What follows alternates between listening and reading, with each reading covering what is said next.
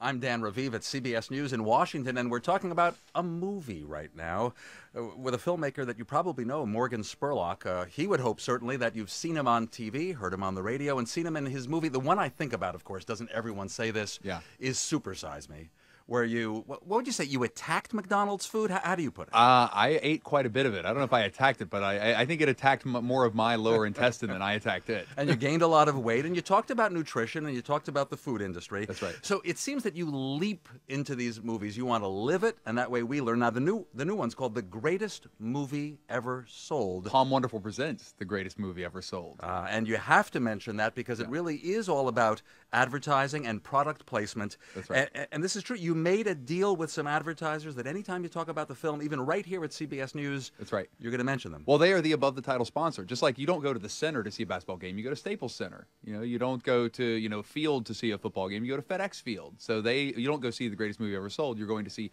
Palm Wonderful presents The Greatest Movie Ever Sold. But when you talked about McDonald's, you were trying to show us something dangerous. Do you think advertising, say hidden advertising that we barely notice, is dangerous? Well, I don't think it's a question of just hidden advertising. What the film also starts to ask is, where do we draw the line? Do we really want to live in a world where everything's brought to us by some sponsor? In New York City, we just sold off the naming rights to the Atlantic Avenue station. Now it's the Barclays Center station.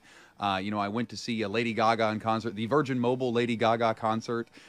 You go to a Mets game at Citi Field, and they're floating a bill right now in the city council where they're going to sell off the naming rights to parks and playgrounds. It hasn't been passed yet, but how long until I start taking my kid to the Pepsi playground to go on the, Hostess Twinkie slide? Well, Morgan, you're saying it's obnoxious or something, but I can see the good in it because local governments need the money. Stadiums have to get built. Parks have to exist. That's the good. And all that, and some of that should be passed down to us, the people who actually get to enjoy these. Where's the bonus in ticket prices? Like, well, shouldn't I, if a stadium comes in and is funded millions of dollars by a giant corporation, shouldn't some of that be passed down to me, the guy who wants to take my son to a baseball game? Well, I guess they would argue that the ticket price would be even higher if they didn't sell the naming rights. I think it went up anyway. And all these stadiums, it seems like the ticket prices went up astronomically. Well, let's talk about your effort in The Greatest Movie Ever Sold. You wanted to show us the whole process of thinking of what the film would be, your next film would be, getting you always need backers, but in this case, you wanted sponsors. You knew what your concept was. Well, the whole idea looks at the world of product placement, marketing, and advertising, and I wanted to get the whole film actually paid for and made possible by product placement, marketing, and advertising. Well, with tongue in cheek, because again, you're using those phrases as though they're evil in some way. Oh, how am I saying it's evil? It's being paid for by product placement, marketing, and advertising. It's a reality. I have the greatest sponsors that made this movie. But early in the film, you show lots of companies refusing to take your call. Hundreds. Or not taking you seriously. Hundreds. Well, I guess they'd seen Super Size Me and assume you're anti-corporate, so you wouldn't really work with I think them. they also realize that there's a level of transparency that they don't want to be shown in their business. I mean, there's not one ad agency. There was only one out of every ad agency we called that would even talk to us about this movie, that would even work with us. Not one product placement would even deal with us about putting product placement in films. Only two would even go on camera to talk about the business.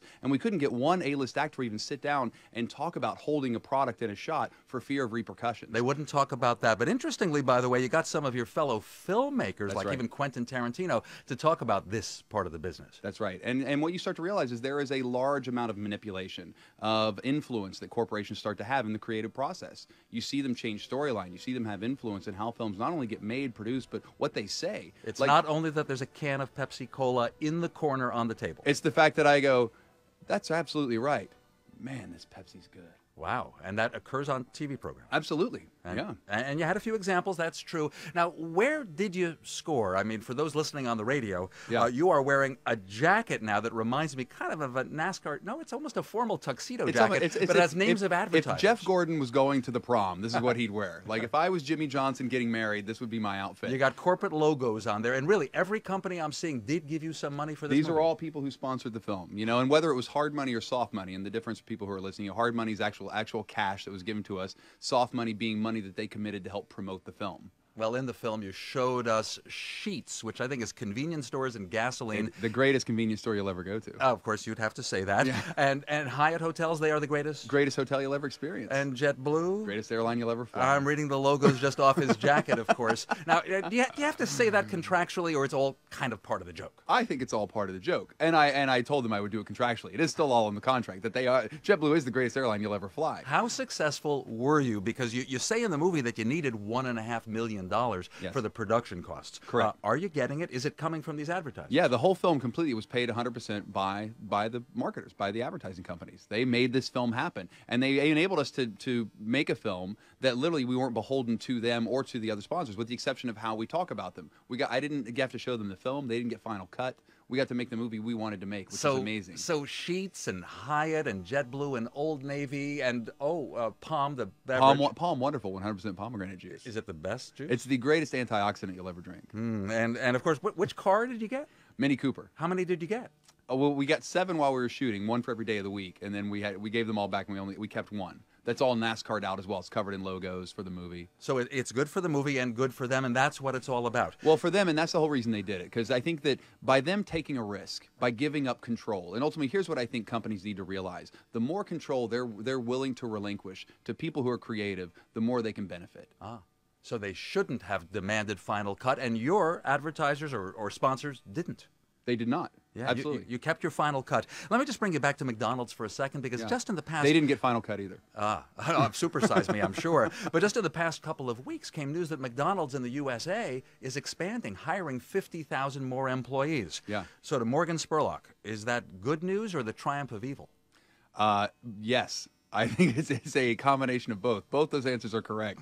I think is it great that people have jobs? Absolutely. I am very excited when I hear people get jobs. Do I wish it was somewhere other than a place that, serves the kind of food that McDonald's serves? Absolutely, I do. Now, back to the current movie, the greatest movie ever sold. Palm Wonderful Presents, the greatest movie ever sold. Is it this just rolls off the tongue. Come on. Is this film, like, where's it going to, it's going to be everywhere within the coming weeks? Within 4 weeks, it'll be everywhere. It's opening in select markets on Friday, and it's going to spread out from there around the country. And TV and DVDs and all that. DVDs, yeah. So this was a serious film project, and you do one about how often?